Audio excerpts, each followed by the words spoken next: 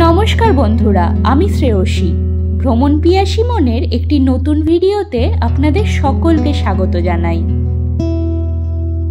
তাপমাত্রার পারদ যখন ক্রমেই বেড়ে চলেছে, এরকম সময় স্বস্তি দিতে পারে একমাত্র নির্জনতা ও শীতলতা। তাই এই ভিডিওতে আমি নিয়ে চলে এসেছি এমন একটি স্থানের সন্ধান, যেখানে আপনার সঙ্গী হবে শুধুমাত্র প্রকৃতি।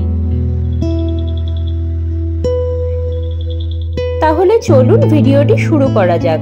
ভিডিওটি ভালো লাগলে please like, share and subscribe our channel. এখান থেকে আমাদের এয়ার এশিয়ার ফ্লাইট 12টার সময়। আমরা দমদম থেকে বাগডোগরা যাব। সময় মতোই ফ্লাইট টেক অফ করে কলকাতা শহরকে নিচে ছেড়ে দিল।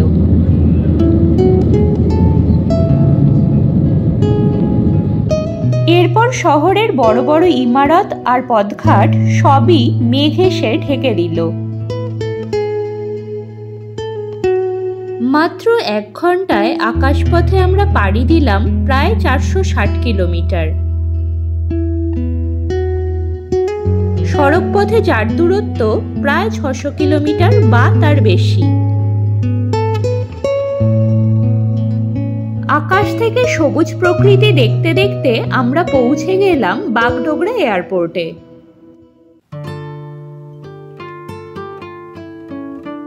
আগে থেকে গাড়ি বুকিং করাই ছিল, তাই সময় নষ্ট না করে সেবক রোড ধরে আমাদের গাড়ি ছুটতে শুরু করলো আমাদের গন্তব্যের উদ্দেশ্যে।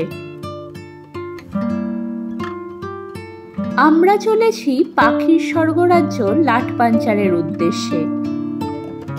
বাগডোগরা থেকে যার দূরত্ব গাড়িতে মাত্র 50 কিলোমিটার, আর সময় লাগে কম বেশি 1.5 থেকে 2 ঘন্টা মতো। সেবক রোড ধরে কালীঝোড়া পৌঁছে বাঁ হাতে একটা সরু পাহাড়ি চড়াই পথ চলে গেছে লাটপাঞ্চারের দিকে। কার্শিয়াং পাহাড়ের শিটং 3 পঞ্চায়েতের অন্তর্গত একটা ছোট্ট পাহাড়ি গ্রাম এই লাটপাঞ্চার। মহানন্দা ওয়াইল্ড লাইফ স্যাংচুয়ারির ঠিক ওপরেই 4200 ফিট উচ্চতায় অবস্থিত একটি শান্ত গ্রাম এটি। গাড়িতে প্রিয় গায়ক অরিজিৎ সিং এর মধুর কণ্ঠে গান শুনতে শুনতে পৌঁছে গেলাম আমাদের গন্তব্যে। আমাদের গাড়ি এসে থামলো লাটপাঞ্চার হোমস্টের সামনে।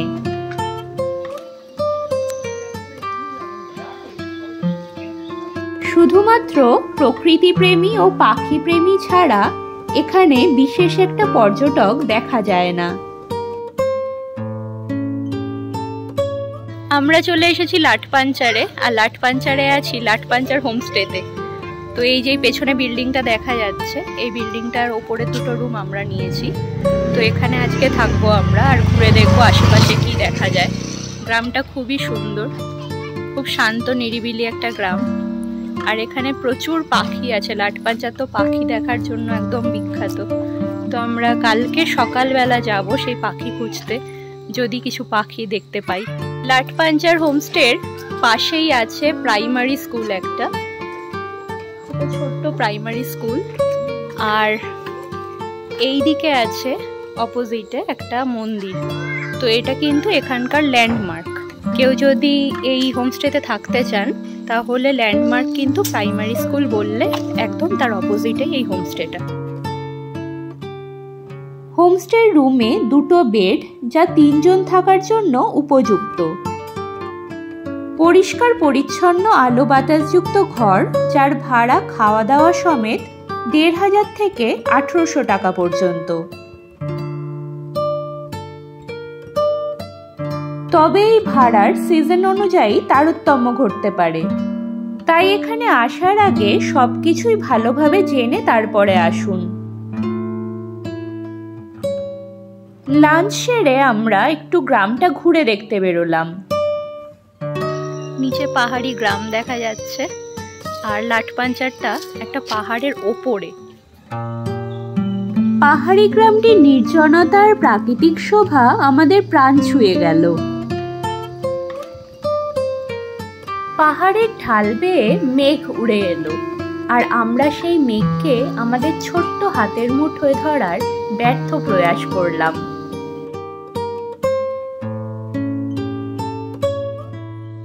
এরপর একটু বিকেলের দিকে আমরা চললাম লাটপাঞ্চারের একটা সুন্দর মনেস্ট্রি দেখতে।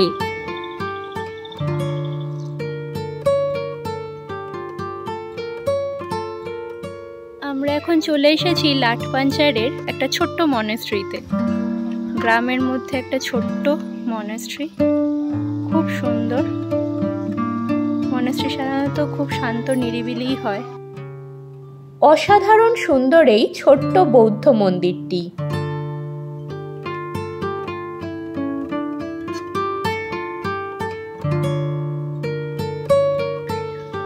বেশ রঙিন, নানা রকমের রং ব্যবহার করে সাজিয়ে তোলা হয়েছে এই মনেস্ট্রির দেয়াল।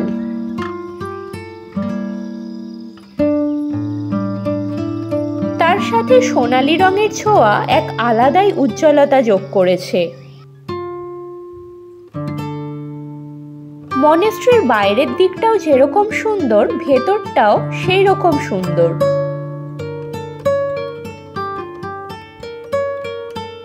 মনেস্ট্রিতে ঢুকেই নিচের তলাতে আছে একটি বিশাল বড় প্রার্থনা কক্ষ। এই প্রার্থনা কক্ষের দেওয়ালে ও ছাদে রঙিন সমস্ত বৌদ্ধ চিত্র অঙ্কিত, যেখানে বুদ্ধদেব ও অন্য দেবতা সহ বৌদ্ধ সন্ন্যাসীদের ছবিও বর্তমান।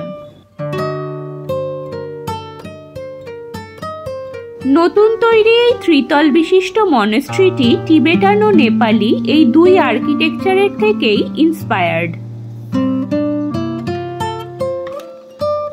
শান্ত নিরিবিলি এই বৌদ্ধ মন্দিরটি আমরা অনেকক্ষণ ধরে ঘুরে দেখলাম।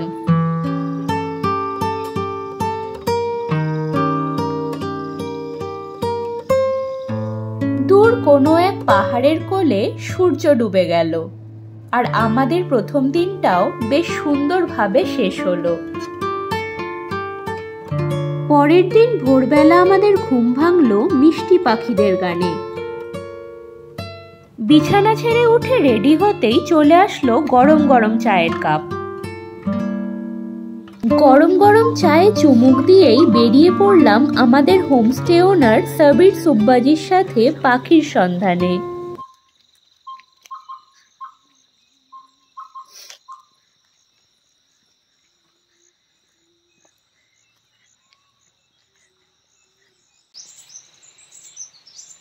পাখি দেখতে অবশ্যই একজন দক্ষ লোকাল গাইড সাথে নেওয়া প্রয়োজন, কারণ কোথায় কোন পাখি দেখা যাবে এনারাই আপনাকে ভালো বলতে পারবেন। তবে একেবারে প্রকৃতির বুকে পশু পাখিকে দেখতে পাওয়া সম্পূর্ণটাই কিন্তু ভাগ্যের ব্যাপার। পথের মাঝে এক নাম না জানা ঝোড়ার সাথে দেখা হয়ে গেল। বোঝা গেল বর্ষায় এক অন্য রূপে ধরা দেয়।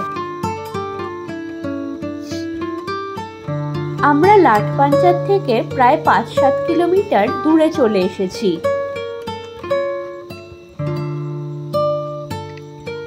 যারা প্রফেশনাল বার্ড ফটোগ্রাফার তাদের জন্য কিন্তু এই স্থান স্বর্গ বলা যেতে পারে, কারণ এখানে rufous necked hornbill, minivet, green magpie, red headed trogon, maroon oriole, fire breasted flowerpecker ছাড়াও নানান হিমালয়ান বার্ডস দেখতে পাওয়া যায়।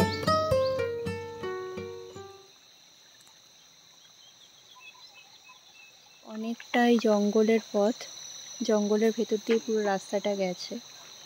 চারিদিকে ঘন সবুজ, আর এখানে প্রচুর পাখি দেখা যাচ্ছে, প্রচুর ছোট ছোট রং বেরঙের পাখি, যেগুলো হয়তো ক্যামেরায় বন্দি হচ্ছে না, কিন্তু নিজেদের চোখে দেখা যাচ্ছে।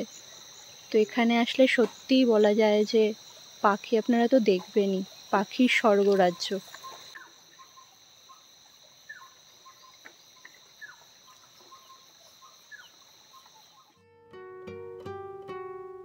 আমরা অনেকক্ষণ পাখি দেখে পাশের একটা ছোট্ট গ্রাম ঘুরে দেখতে পৌঁছে গেলাম সেই গ্রামে।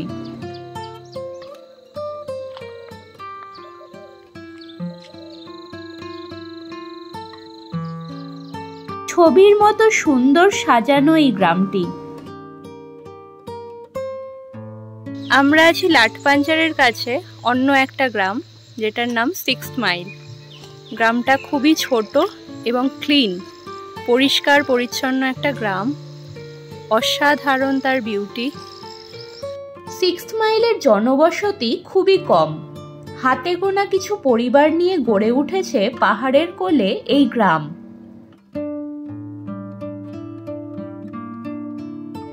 এই গ্রামেরও একপাশে আছে একটি ছোট মনেস্ট্রি। চারিদিক পাহাড় এবং সবুজ প্রকৃতিতে ঘেরাই মনেস্ট্রিটির পরিবেশ অসাধারণ। পাহাড়ের হালকা বাতাসে রঙিন ধর্মীয় পতাকার ওড়া এই পরিবেশের সৌন্দর্যে আলাদা মাত্রা যোগ করে। মনেস্ট্রির প্রার্থনা কক্ষে বুদ্ধদেব ও অন্যান্য দেবতাদের মূর্তি বর্তমান।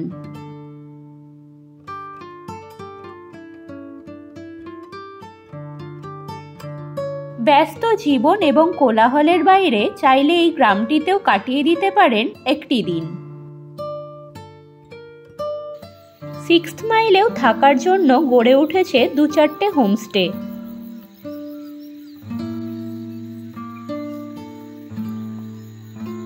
আর এখানেও প্রচুর পরিমাণে পাখি দেখতে পাওয়া যায়। লাটপাঞ্চার ঘুরতে আসার সবচেয়ে ভালো সময় অক্টোবর থেকে মে মাসের মধ্যে। এক কথায় লাটপাঞ্চারের সাথে সাথে 6th মাইল গ্রামটিও কিন্তু অসাধারণ। পরবর্তীতে নিয়ে আসতে চলেছি আরও সুন্দর সুন্দর কিছু পাহাড়ি গ্রামের সন্ধান। ভিডিওটি আপনাদের কেমন লাগলো কমেন্টে অবশ্যই জানাবেন। তাহলে এখানেই শেষ করছি। আরও ভিডিওর জন্য সঙ্গে থাকুন। এই ভিডিওটি দেখার জন্য অসংখ্য ধন্যবাদ।